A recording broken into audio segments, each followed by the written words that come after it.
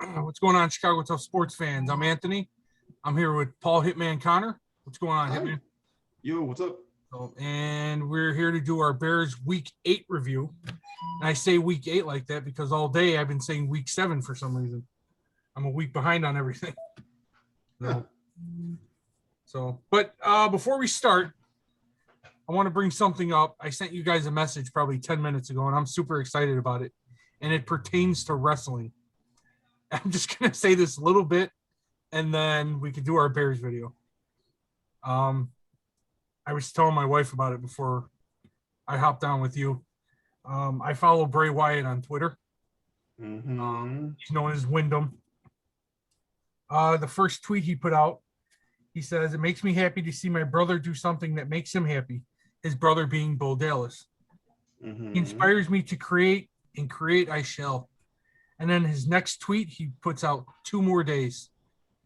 Now, today's Wednesday. In 2 more days is AEW Rampage on Friday night. And I am super excited. I can't say what I told my wife. How happy I am that my favorite wrestler might be making his AEW debut. I am really fucking happy about this. And I hope that's what this means. So, but anyways. Yeah,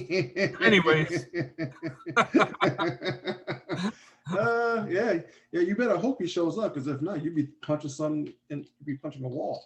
Yeah. I'm sick of all these little games he's playing and the little tweets. I'm ready for the Fiend or whatever he's gonna be. I don't know what he's gonna be anymore. Yeah. But anyways, let's talk about something more depressing. Sure. Our Bears Week 8 preview and a quick recap of what you can call Week 7, I guess. Jesus, what was that final score? Because I was watching and then I started helping my wife cook dinner at halftime. I said I'm done. Well, that's basically, I mean, it was over after the first quarter. It was 38 to 3? Yeah, I mean, you can go and find something else to do. Yeah. Because, I mean, it was, that's what it was. Yeah, I mean, from the start, from the opening drive, it was just terrible. I mean, I didn't take any notes. I don't have anything pulled up to show. It was just a bad game. Offense, defense, special teams, coaching. I'm sure the water boy fucked something up. The guy who brings the towels out, I'm sure he did something wrong. It was just a bad day for the Bears. And then what Matt Nagy said in his press conference. Didn't he say something along the lines like he's proud of his team, that they only gave up like 3 points or something in the second half or something, or in the fourth quarter or something? Well, it was something of the effect of, they became closer within, the last 24 to 48 hours before, before the game, or even, during the game. So, I mean, it's Matt Nagy and his Nagyisms are becoming literally what Mark Trestman was during those years. Matt Nagy is literally becoming Mark Trestman. Yeah. And that's not a good thing, because Matt Nagy's on his last legs, I believe, as Bears head coach. Oh yeah. I saw something online, I believe Monday or Tuesday morning, saying that Bears owners are on their last straw with Matt Nagy as head coach for the Bears. Well, here's my problem with that. And first of all, my analysis of the Bears game is pretty simple. Trash. That's exactly what it is. That's exactly what it is. My issue with the report that came out regarding the McCaskies is we need to hear from them. We do. I think, whether they want to talk during the bye week or they want to talk, after the game on Sunday, they need to say something. Yes. It can't be leak reports saying, Virginia's pissed off, or or George is saying, oh, mom is pissed off about something. No, come out, talk. And that's what this organization doesn't do. I mean, come out and say that it's unacceptable how they've been playing or how things have been, lately. The same thing with Ryan Pace. Ryan Pace needs to come out and talk. Ryan Pace talks 3 times a year. He needs to talk more than that. Yeah, it's bad that we don't hear anything from Matt Nagy. Well, we don't hear anything intelligent from Matt Nagy or anything constructive or anything relevant from Matt Nagy. It's always something real stupid. We become closer. I'm proud of this group. We don't give up, blah, blah, blah, blah. And like you said, we never hear from Ryan Pace. I've yet to hear anything from him. I mean, I'm not a big Bears fan. I mean, I'm a Bears fan, but I'm not into it where I follow the GMs around and stuff like that, Yeah, I mean, he talks to WBBM before games, but outside of that, he's not talking to the media. I mean, he'll do a end of the year press conference or the beginning of training camp, but he needs to talk. He needs to take into account what's been going on with this team this year. We still don't know whose decision it was to finally start Justin Fields. We need to know that. Did it come from Ryan Pace? Did it come from the McCaskies? We don't know that. Yeah, if it did, no, what's up? Go on. I was gonna say, I sure as hell know it didn't come from Matt Nagy. Yeah, and that's really sad. If it does turn out that he's not the one who made the call, that just says a lot about him as a head coach. That he's just a shitty head coach and he doesn't know what he's doing. The Bears have 2 really good rookies on this team. We thought they just had one in Justin Fields, but Khalil Herbert, he's turning out to be a really good running back. Well, and the thing that's interesting about that is that, I really liked him coming out of college. Yeah. But what was really impressive is that he ran over for 100 yards against the top ranked rushing defense in the league. I mean, that's good. And the fact that, I mean, it's another good Ryan Pace draft pick. Yep. But it goes to a larger point of something that actually Matt Forte said on his Twitter feed, that basically, we're being outcoached. I mean, the talent is there. They're just being outcoached. I feel they have a really good receiving core too, with Allen Robinson, Darnell Mooney. I feel I don't even know what's up with Allen Robinson this year. It's I don't know if it's a contract thing. I don't know if it's the fact that him and Justin Fields never got training camp reps, which I go back to coaching, because he at least should have been. Yeah. He should have had at least 25 to 30% of the reps during training camp with the ones, so he can build a rapport with Allen Robinson. I mean, these first 7 weeks, isn't this pretty much like his training camp? Because he didn't get first team reps. Yeah, it's pretty much that. And it's not even the first 7 weeks. It's been the last 4 or 5 weeks. Yeah. And he's really behind, and that's sad. Right. And his game this past week is basically the shitty game that we've all been waiting for. Yeah. That's basically what happened. Yeah. That was his, because outside of the Cleveland game where he just got murdered, I mean, this was his welcome to the NFL moment where, nothing went his way. He accounted for all 5 of the Bears' turnovers. Yeah. It was just bad. It was brutal. I don't think there's anyone who can honestly say that they expected Justin Fields to go into Tom Brady's house and walk out with a victory. Nobody expected them to win, but a total cluster bomb would happen there. That 38-3 blowout. I mean, that was dude, I mean, it all started with the announcement of Elijah Wilkinson coming down with COVID and couldn't play. And then they decided, instead of starting a guy who's played some right tackle before, but they went ahead and started Latavius Simmons at right tackle, and then decided not to give him help. All right, well, if that's what you want to do, that's fine. But your quarterback is going to get killed. And the second sack of the game came from Shaq Barrett on that side. Yep.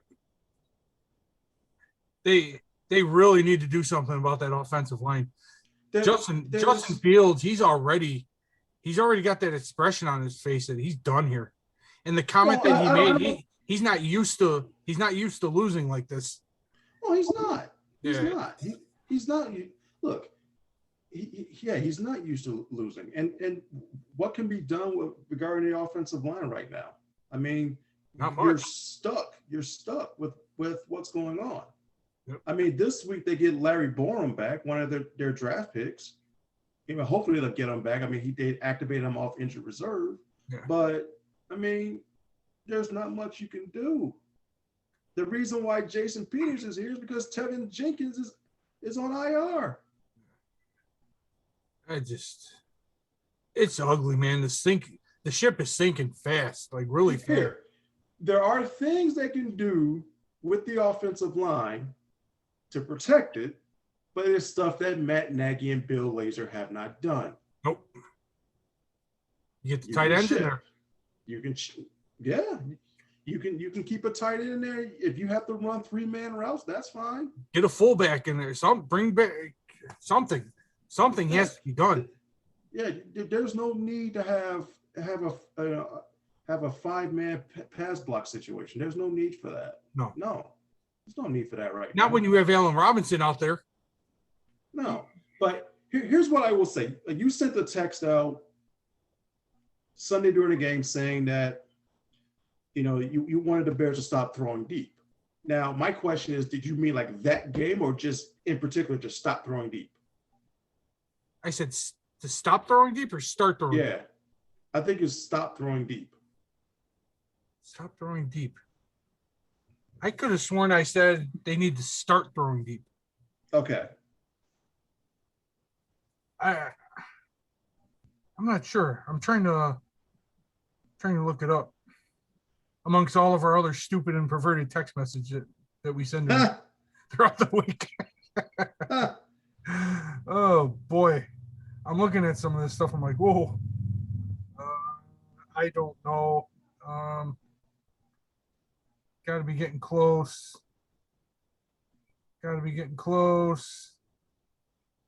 I'm sorry, everyone. Yeah. No worries. Well, regardless of that, I mean, my issue is, the Bears have to throw deep because right now, if I'm defending the Bears, I'm playing 8 men on the line. Hell, I'll play 9 men on the line. Yeah. Just so I can stop the run because they're not going to beat you with the pass at this point. No way. See, now I'm interested to. It is what it is. It is what it is. No worries. I mean, we can move on. But if like for me, there are ways that you can protect his offensive line, and Bill Lazor and Matt Nagy haven't done it. Okay, yeah, I'm sorry. I did say they need to stop taking shots down the field. I go, damn, this is bad. He must have been overthrowing or kept throwing picks. After like the second pick that he threw. I mean, at that point, I'm sure he was trying to make plays. Yeah. But they got to take shots downfield. They have to. They have to. There's another thing. The wide receivers are dropping passes. I saw a lot of drop passes. It's bad.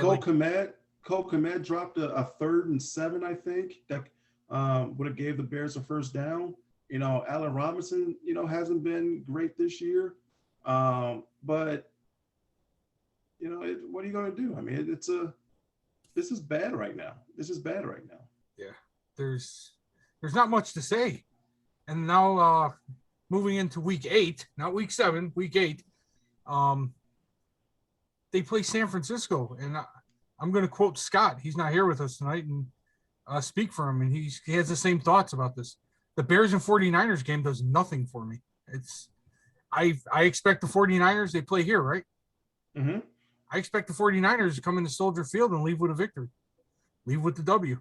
The way this Bears team is playing, I was reading reports, and I heard reports that the 49ers are on a 5-game win streak, but yet they're expected to win. They're expected to win by like 10 or 12 points, I think.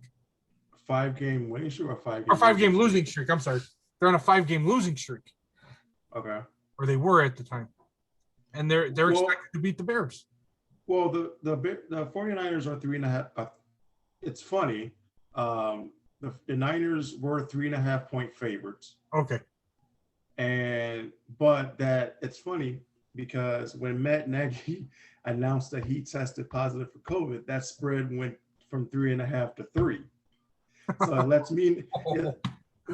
me know how the odds makers view Matt Nagy as well. You're telling me there's a chance. Right. So no, I actually do give the Bears a little bit of a chance this week, just because, dude, they're in the same situation as the 49ers are. These two teams are similar. Decent defenses, offenses are struggling. Jimmy Garoppolo will turn the ball over if you pressure him. They only have one wide receiver. George Kittle's not playing this week. No, he's still on IR, right? Yeah, George Kittle's not playing. Deebo Samuel is their guy, and he missed practice today.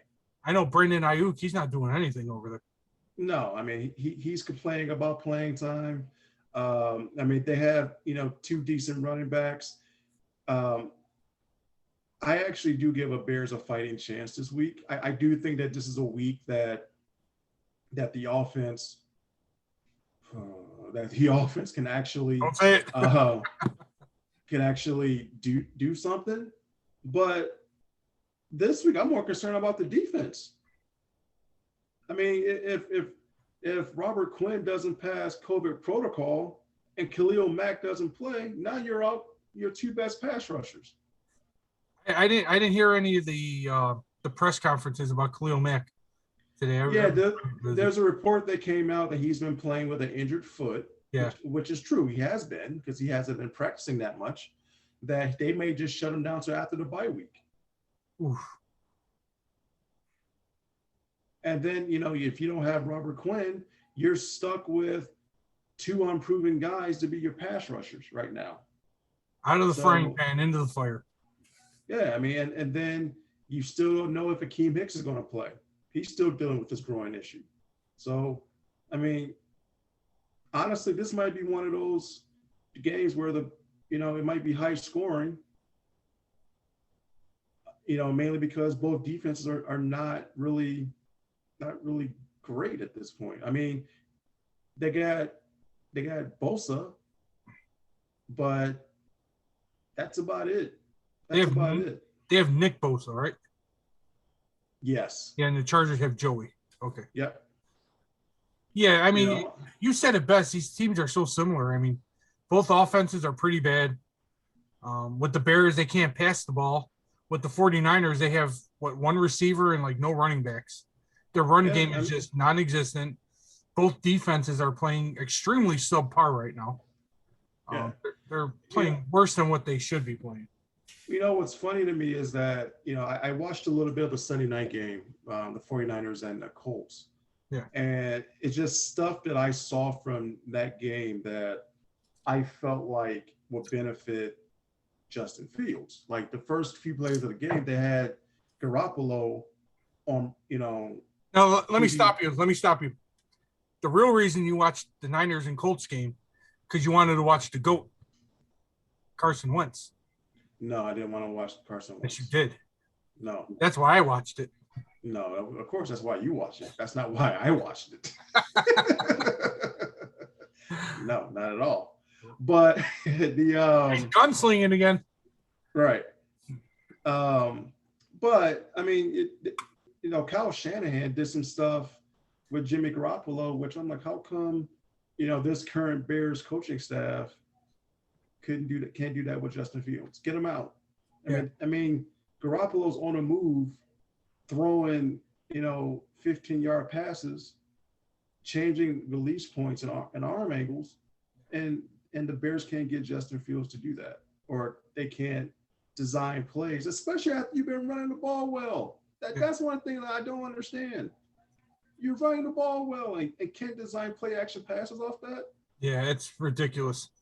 Justin Fields has I think it's an over 100 quarterback rating when he does play action passes.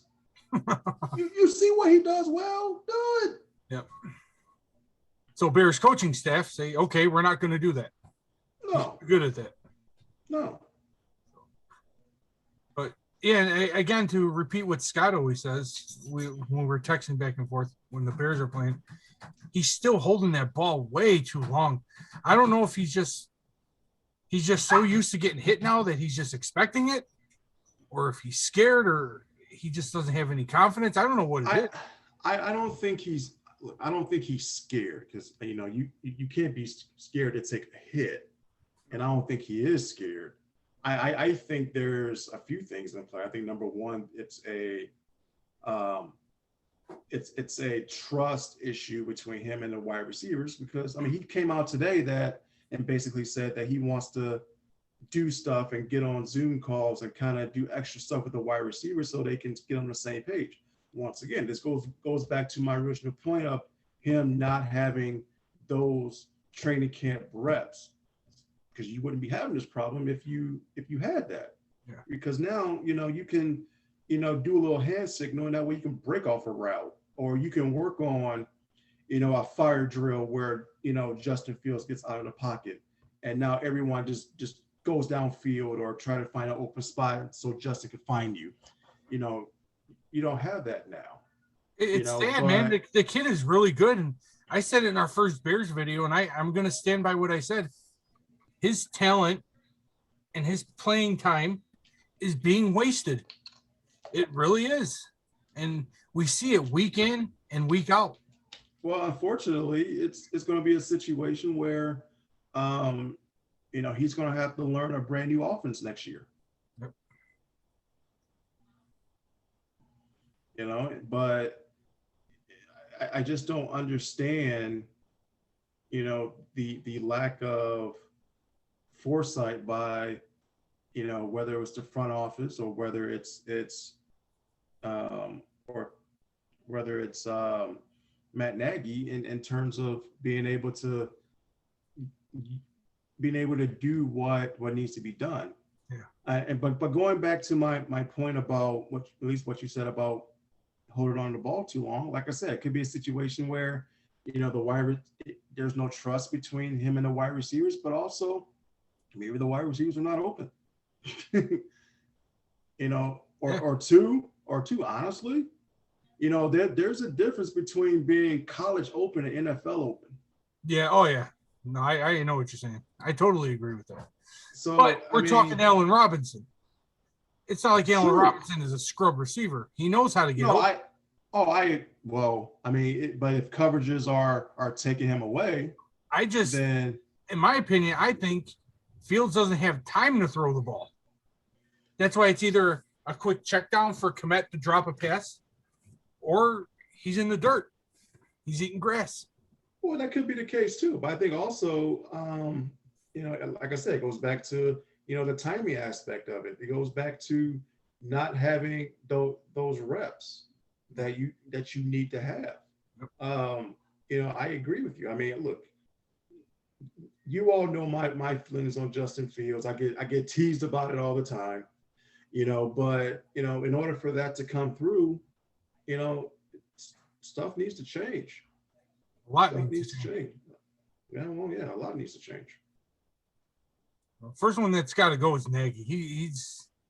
But you get rid of him. Who do you replace him with? Well, look, I made a comment to a buddy of mine, and I basically conceded that there's a possibility that Ryan Pace could stay, just because he can You can say, hey, I got all these draft picks. You know, I drafted Roquan Smith. I, you know, got Justin Fields. I did this. I did that. But the problem that I'm going to have with this is that unless the McCaskey family extends Ryan Pace, you're not going to get a top echelon coordinator or head coach to come here. No, you're just not. Not with this So product. no, it's not necessarily with the product, because I think the talent is there. Well, okay, let me rephrase it. Not with the way this product is being displayed. Correct. There you go. Now, my point is that let's say Ryan Pace has 1 year left. Okay. How many coaches do you think you're going to get to come? First of all, interview for the Bears, or good to be interviewed for the Bears, or two, hire if that general manager is a lame duck? Not many. Nope. So what they need to do, the McCaskey family, is basically extend Ryan Pace to the contract years of the new head coach. Okay. Now you tie them together. Okay. That's basically what needs to be done. Yeah. And actually, you can do that even before. Actually, you can do that even during when you announce the head coach. They can come out, because they did it 2 years ago. They did it 3-4 years ago when they hired Nagy. They gave Pace a 2-year extension so they can tie him to Nagy. Keep them together. Keep them together. Now, if you're going to keep Ryan Pace, you're going to have to tie Pace to this head coach. Now, the other question I'm going to have is, how many head coaches are going to want to come here and work up under Ryan Pace? Again, with the way the product is being displayed. That's a different set of questions, right? It's a big mess, man. It's a big mess. That's why I'm, you know, as much as, you know, I'm in agreement with certain people saying that, you know, Ryan Pace should probably come back. I think this organization needs an interim. It needs one.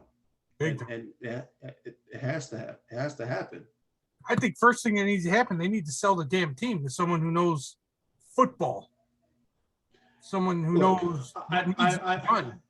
I'm not going to sit up here and say they need to sell the team. That's their money. That's their business. Yep. But what I will say is what they should do, what they honestly should do, is how can I put it? They need to get somebody who knows football. And the point that I made a couple of days ago was, if you want to keep Ted Phillips around, keep him around, but have him away from football. Because honestly, you're probably going to need Ted Phillips to negotiate some stuff for Arlington Heights.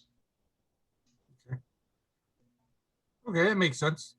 So if you want to have Ted Phillips be the president on the business side of the Bears, fine. He's the money guy.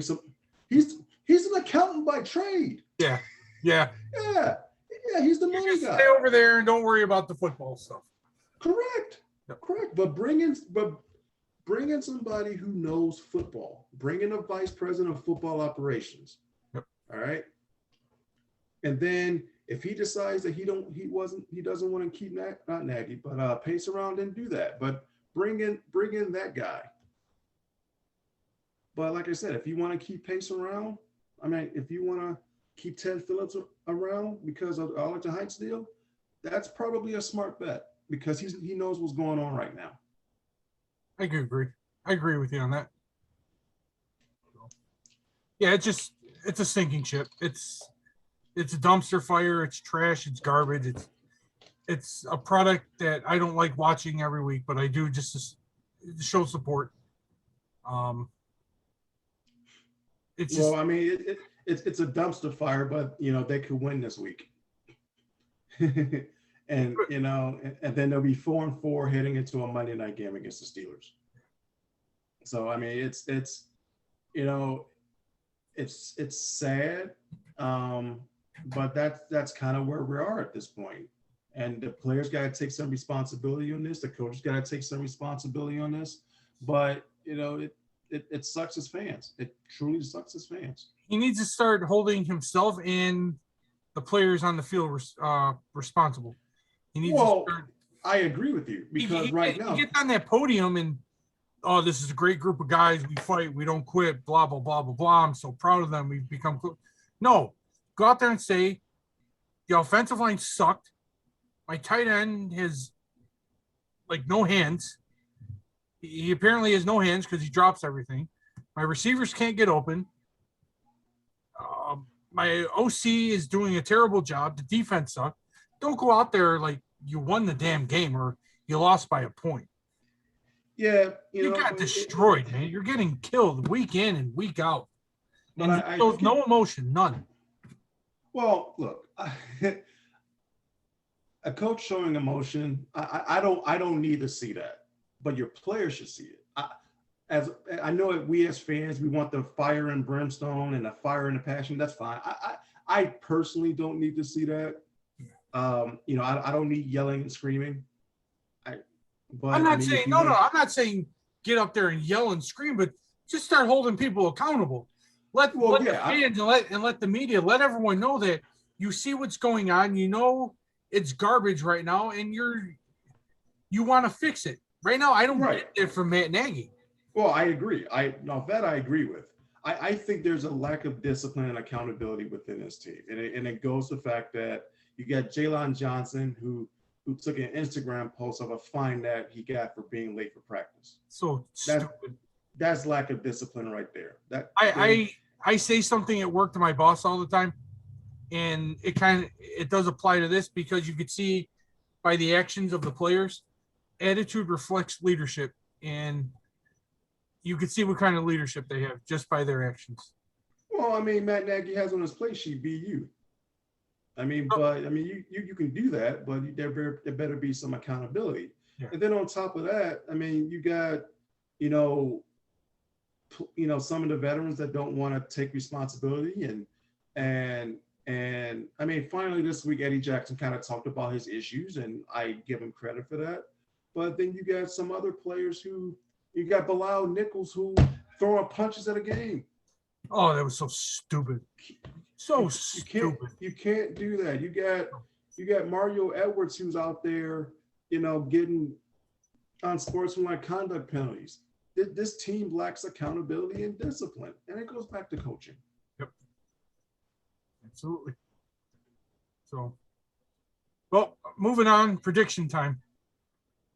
Let's hear it. What do you got? 2019 Bears. 2019 Bears. 2019 Bears. You're edging them out, huh?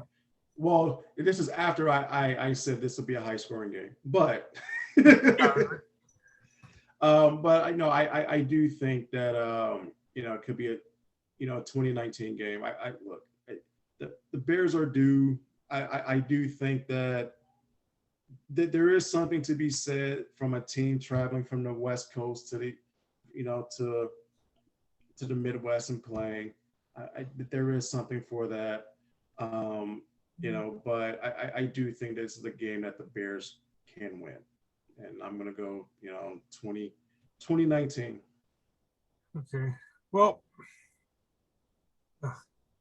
God, it's rough. Due to the fact that Jimmy G's not playing well at all. If he plays, their backup quarterback, what's his name? Trey Lance. He's no better. They have no run game. Like you said, they have one receiver. The defense is struggling just like the Bears. I'm going to go 14-10 Bears. Not because of Justin Fields or the receivers. I think it's going to be the run game again. You said it earlier when we started. They're running the ball. Khalil Herbert, he's a beast right now. He really is. Yeah, whenever Montgomery comes back, you have a nice 1-2 punch. Yes. So I'm going to go 14-10 Bears.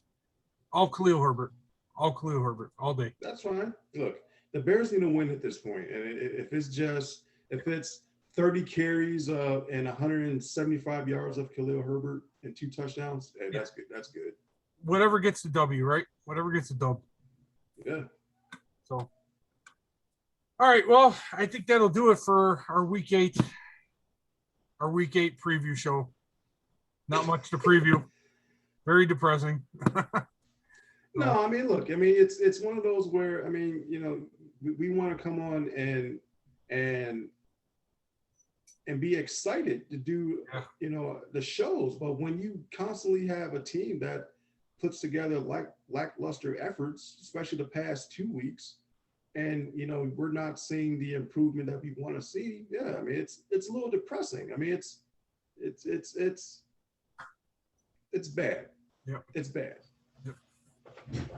Well, with that being said, tomorrow night we'll have something happy to talk about. We're gonna do our next Bulls show tomorrow. Bulls are on fire 4-0 right now. I'm really excited.